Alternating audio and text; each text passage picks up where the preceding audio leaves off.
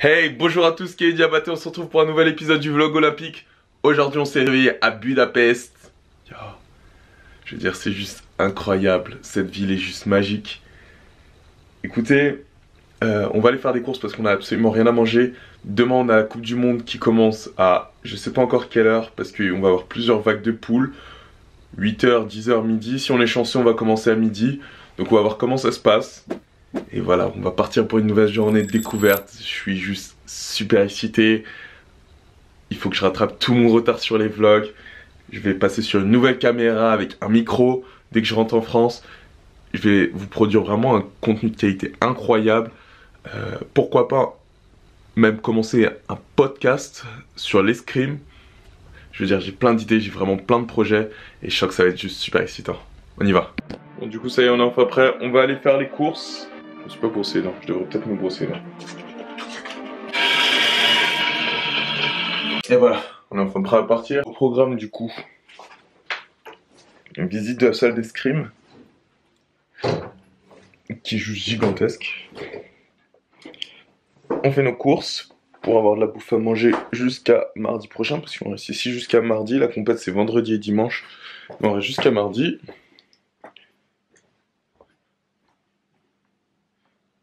Alors là, j'avais mis mes deux chaussures, les Stan là, à côté. Il y a la première qui est là, la deuxième qui est tout là-bas. Ah, les chats et le chien. Je crois qu'il a aimé ma chaussure un petit peu.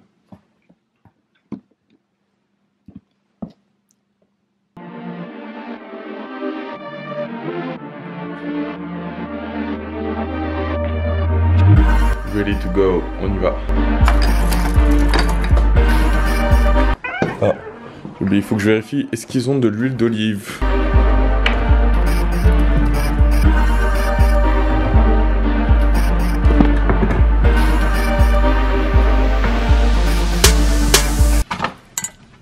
Ils ont de l'huile d'olive, beaucoup d'huile d'olive.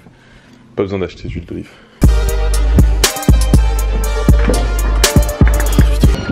J'ai oublié mon bonnet.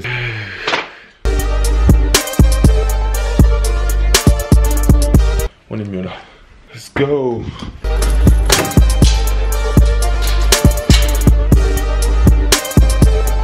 Désespéré, c'est incroyable. J'ai oublié mes écouteurs. Du coup, on va monter les chercher. 4 étages.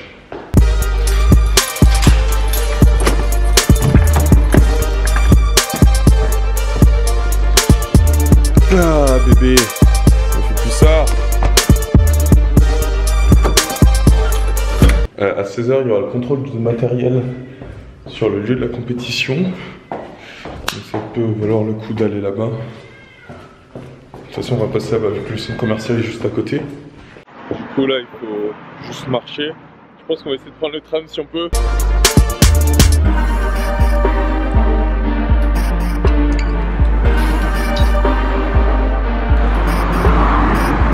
Quel beau gosse, putain, incroyable. Bonjour beau gosse. Ça va et toi? Ça va, ça va. Thibaut Ferrage pour la Belgique. Comment ça va? Ça va, ça va. Alors ici on a la salle principale qui est juste gigantesque. C'est juste incroyable. C'est magnifique. C'est magnifique, je vois ça là, je me dis waouh. Et sur cette compétition là en fait on aura les garçons et les filles sur 2 jours différents. Donc vendredi c'est garçons, samedi c'est les filles. Et le dimanche ensuite on a garçons et filles, mais juste le top 64. Ici tout à l'heure ils vont faire le contrôle de matériel. Et là normalement il y aura le stand Léon Paul qui sera ici. On est au supermarché. Super fin, ça va être super fin, tout se pain. La bonne viande.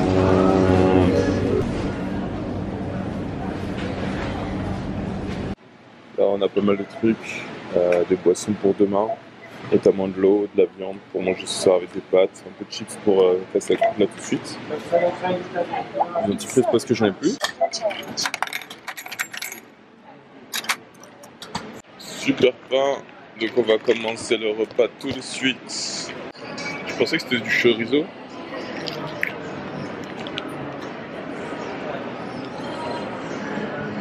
Mais c'est pas juste horrible.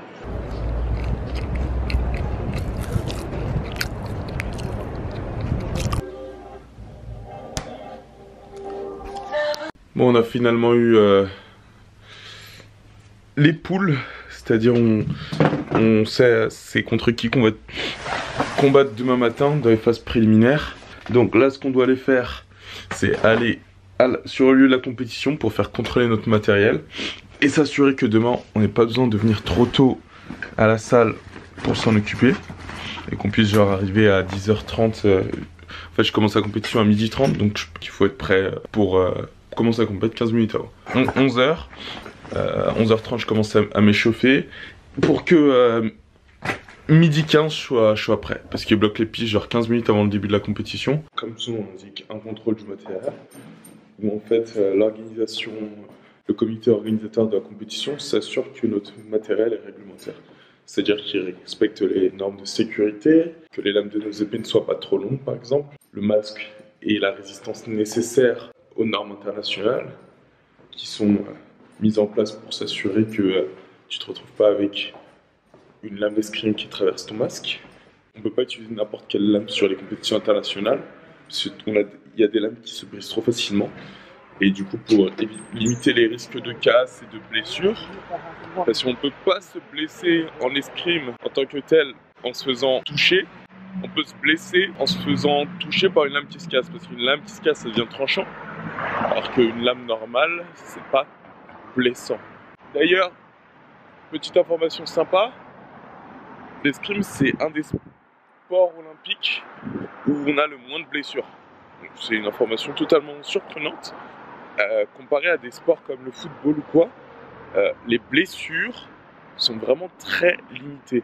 Et la majeure partie des blessures en fait se produisent dans les phases d'entraînement en fait, plus que en assaut réel, ce qui est vachement surprenant. Enfin, surprenant pour quelqu'un qui connaît pas ce sport. Petit fun fact super sympa, il faut savoir qu'en escrime en fait, les chevilles sont amenées à supporter 7 fois le poids de notre corps. 7 fois. Parce qu'en fait, avec tout ce qui est déplacement, changement de rythme, changement de direction, on arrive en fait, on exerce une pression énorme sur les chevilles qui doivent des fois supporter une pression énorme que notre corps lui applique. Tout simplement, quand tu cours, tu appliques de la pression, de la force sur tes chevilles. Quand tu fais l'escrime, c'est exactement le même principe, sauf que déjà on va être fléchi, ensuite on va avoir des déplacements, tu ajoutes à ça la vitesse, ce qui fait que si tu as des chevilles en carton, bah ça peut très mal se passer. Du coup, ça c'est le contrôle du matériel. Alors, what do you take? Only weapons and... Everything. Weapons, wipes, hats. The blade can go under your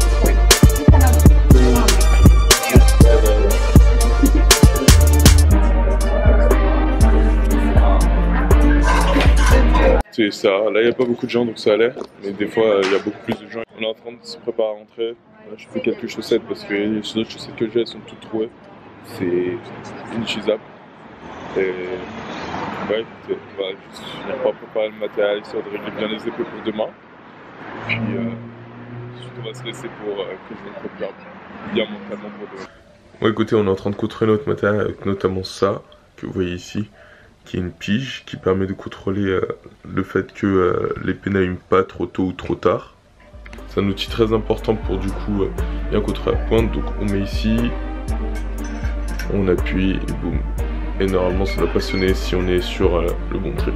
Enfin voilà, du coup je dois régler un petit peu mes épées, ensuite je vais m'étirer et demain c'est le grand jour, on commence à 12h30, alors ça va être génial, je vais filmer tous mes matchs et je vais essayer de faire un petit review de la compétition, on va essayer de faire le truc bien, je me pencherai plus en détail sur la compétition demain, en tout cas quoi qu'il en soit, aux limites d'aujourd'hui sont faites pour la dépasser demain, on va tenter de dépasser nos limites demain, faire un truc génial pour vous montrer qu'il n'y a pas de limite. C'est dans la tête. Allez, passez une bonne soirée. Your today's limits are meant to be broken tomorrow. Let's fuck this shit up. Let's go.